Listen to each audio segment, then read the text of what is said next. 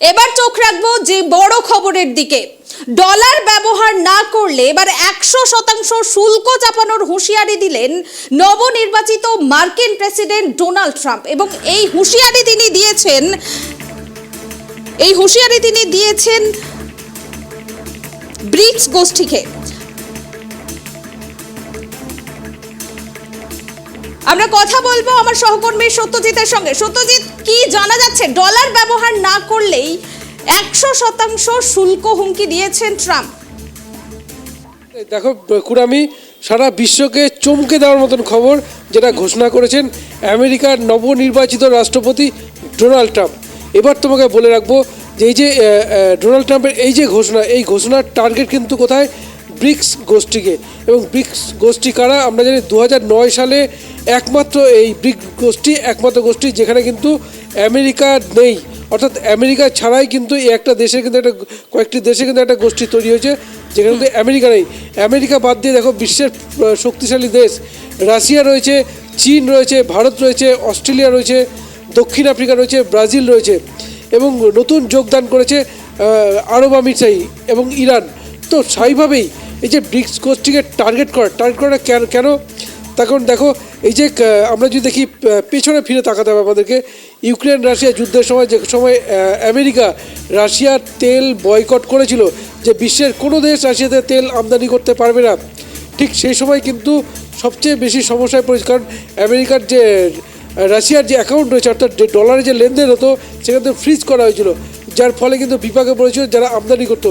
সে সময় কিন্তু ভারত কিন্তু আমেরিকার এই হুঁশিয়ারিকে তোয়াক্কা না করে রাশিয়া থেকে তেল আমদানি করে, এমনকি চীনও কিন্তু তেল আমদানি করছে। তো এইখানে দাঁড়িয়ে বিশেষ করে এই যে ব্রিক্স গোষ্ঠীর এই যে পদক্ষেপ, বিশেষ করে আমেরিকাকে এড়িয়ে যাওয়া, যার ফলে কিন্তু যদি ব্রিক্স গোষ্ঠী যদি আরও শক্তিশালী হয়ে ওঠে তাহলে কিন্তু ডলারের দাম কিন্তু বা ডলারের মূল্য, ডলারের গুরুত্ব অনেকটাই কমে যাবে। আর যার ফলে কিন্তু রাষ্ট্রপতি পদে বসার আগে কিন্তু হুঁশিয়ারিটা দিয়ে রাখলে। এইবার তোমাকে আরও যেটা বলে রাখবো, এবার যে ব্রিক্স গোষ্ঠী যে সম্মেলনটা হয়ে গেল, যেখানে রাশিয়া ছিল, চীন ছিল, আমরা জানি ভারতবর্ষের প্রধানমন্ত্রী নরেন্দ্র মোদীও ছিলেন, ব্রাজিল ছিল, দক্ষিণ আফ্রিকা ছিল। তো এইখানে দাঁড়িয়ে সবচেয়ে যেটা আলোচনার বিষয় হয়ে উঠছে যেটা ডলারের বিকল্প মুদ্রা, খুব গুরুত্বপূর্ণ যে ডলারের বিকল্প। তার আমরা জানি বিশ্বের যে কোনো দেশ, আমরা যে ভারতবর্ষের টাকা ব্যবহার করা হয়, আমরা জানি রাশিয়ার রুবেল ব্যবহার করা হয়, ইংল্যান্ডের পাউন্ড ব্যবহার করা হয়, কিন্তু আমেরিকার ডলার, এই ডলারের মাধ্যমেই কিন্তু বিশ্বের বিভিন্ন দেশে কেনাকাটা হয়, আমদানি রপ্তানি হয়। তো এইখানে দাঁড়িয়ে যে কোনো দেশ যখন অন্য কোনো দেশে সেটা রুবেলে হোক বা পাউন্ডে হোক বা টাকায় হোক যদি কেনাদারা করতে কিন্তু পায় না, কেনাদারা করে ডলারের মাধ্যমে। আর যার সুফল কিন্তু ভোগে পায় কিন্তু এই আমেরিকা। এবং যার ফলেই কিন্তু আমেরিকার এই যে হুঁশিয়ারি দেওয়া, তার কারণ এবারে যেটা এসেছিলো যে ডলারের বিকল্প মুদ্রা। দেখো আমরা যদি দেখি ভারতবর্ষের কথা যদি দেখি, ভারত এই মুহূর্তে বিশ্বের 5th ইকোনমিক কান্ট্রি এবং ভারতের যে ইউপিআই, তাই ইউপিআই কিন্তু অত্যন্ত গুরুত্বপূর্ণ। গত এনপিসিআই যে রিপোর্ট যদি দেখি আমরা, এনপিসিআই রিপোর্ট অনুসারে 2023 সালে ভারতবর্ষে 2.2 ট্রিলিয়ন ট্রানজ্যাকশান হয়েছিল। এবং এই 2.2 ট্রিলিয়ন যে ট্রানজ্যাকশান হয়েছিল তা কিন্তু বিশ্বের তাবর দেশের কিন্তু জিডিপির থেকে অনেকটা বেশি। এবং এইখানে দাঁড়িয়ে এই ভারতবর্ষে যে ইউপিআই, তার কারণ তুমি জানো ইতিমধ্যে সিঙ্গাপুর কিন্তু ভারতবর্ষে ইউপিআইয়ের সঙ্গে একটা চুক্তি করে নিয়েছে এবং অন্যান্য দেশও কিন্তু ইউপিআইয়ের সঙ্গে একটা ট্রানজ্যাকশান করার চেষ্টা করছে এবং ইউপিআই পদ্ধতি ব্যবহারের চেষ্টা করছে। তো এইখানে দাঁড়িয়ে ভারতবর্ষের প্রধানমন্ত্রী নরেন্দ্র মোদী কিন্তু ইউপিআইয়ের কথাই বলেছেন।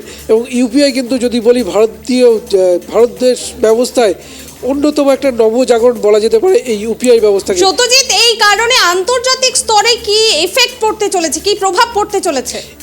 অবশ্যই এফেক্ট তো পড়বেই। তার কারণ দেখো, যদি শুধু ভারতের ইউপিআইয়ের কথা বাদ দাও, অন্যান্য দেশের রাশিয়ার রুবল হোক বা চীনের ক্রোন হোক, যে কোনো দেশের টাকা যদি ব্যবহার করা হয় তাহলে আমেরিকার ডলারের গুরুত্ব কমবে। এবং যদি দেখি রাশিয়ার বিভিন্ন ঘনিষ্ঠ দেশ রয়েছে, ভারতের ঘনিষ্ঠ দেশ রয়েছে, এইসব দেশ তো রাশিয়ার ঘনিষ্ঠ তারা রাশিয়ার রুবল ব্যবহার করবে, ভারতের ঘনিষ্ঠ ভারতের ইউপিআই বা ভারতের টাকা ব্যবহার করে। তো এইখানে রাশিয়া আমেরিকার ডলারের মূল্য তো অবশ্যই কমে যাবে। এবং এইখানে কিন্তু এবং তা যদি কমে যায় তাহলে আমেরিকার অর্থনীতি, অর্থাৎ আমেরিকার জিডিপিতে একটা বিরাট ধাক্কা। এবং যার ফলে কিন্তু তা আগাম আসবেই কিন্তু ডোনাল্ড ট্রাম্পের এই যে হুঁশিয়ারি যে ডলার ছাড়া অন্য কোনো মুদ্রায় লেনদেন করলে 100 ডলার $100 কিন্তু ফাইনের কথা ঘোষণা করেছেন, এবং যার ফলে কিন্তু এখনও যদিও এই ব্রিক্স গোষ্ঠীর কোনো দেশ কিন্তু এই নিয়ে কিন্তু কোনো মন্তব্য করেনি। কিন্তু আরও যেটা বলবো, এই যে ব্রিক্স গোষ্ঠীর যে সম্মেলন যদি বলি, আলাদা মুদ্রার যে ব্রিক্স গোষ্ঠীতে উঠে এসছে বা ডোনাল্ড ট্রাম্পের এই হুঁশিয়ারি, এইখানে তোমাকে জানিয়ে রাখবো যে ভারত সরকার নিজের ইউপিআইয়ের কথা বললেও, ইউপিআইকে প্রমোট করলেও আমেরিকার ডলারকে বন্ধ করা বা বাতিল করা নিয়ে ভারত কিন্তু কোনো মন্তব্য করেনি। অর্থাৎ ভারত কিন্তু যথেষ্ট ব্যালেন্সে রয়েছে। শুধু ব্যালেন্সে এবার নতুন নয়, ইউক্রেন রাশিয়ার যুদ্ধেও কিন্তু ভারত ব্যালেন্সে ছিল। ইসরায়েল ইরান যুদ্ধ নিয়ে কিন্তু ভারতের অবস্থান কিন্তু স্পষ্ট, অর্থাৎ যুদ্ধকে সমর্থন নয়, শান্তিকে সমর্থন, কোনো দেশকে সমর্থন করেনি। তো এইখানে দাঁড়িয়ে ভারতও কিন্তু কখনো ডলারকে ডাউন করে নিজের ইউপিআইকে প্রমোট করা তা নয়, তার কিন্তু পথে হাঁটেনি বা নতুন মুদ্রার কথা বলেনি। ফলে এইখানে দাঁড়িয়ে আমেরিকার এই যে ঘোষণা, বিশেষ করে এই ব্রিক্স গোষ্ঠী, কারণ আরেকবার তোমাকে বলবো, এই ব্রিক্স গোষ্ঠী প্রথম তৈরি হয়েছে 2009 সালে, এবং এই ব্রিক্স গোষ্ঠী একমাত্র গোষ্ঠী যেখানে কিন্তু আমেরিকা নেই। তাছাড়া যদি দেখো G20 বলো, বিশ্বের যতগুলো গোষ্ঠী রয়েছে প্রত্যেকটাতে কিন্তু আমেরিকা রয়েছে। আমরা যদি ন্যাটো বলি, সব কিন্তু আমেরিকা রয়েছে এবং আমেরিকার নেতৃত্বেই কিন্তু পরিচালিত। কিন্তু এই একমাত্র ব্রিক্স গোষ্ঠী যেখানে কিন্তু আমেরিকা ছাড়া পরিচালিত হয়, এবং তা কিন্তু অত্যন্ত দিন দিন আরও বড় হচ্ছে। কারণ এবারে দেখলাম সৌদি আরব যুক্ত হয়েছে, ইরান যুক্ত হয়েছে। ফলে আগামী দিনে ব্রিক্স গোষ্ঠী যে আরও বড় হতে চলেছে, এবং যদি নতুন মুদ্রা আসে তা আমেরিকার অর্থনীতিতে একটা বড়সড় ধাক্কা দেবে, তা বলাই যায়।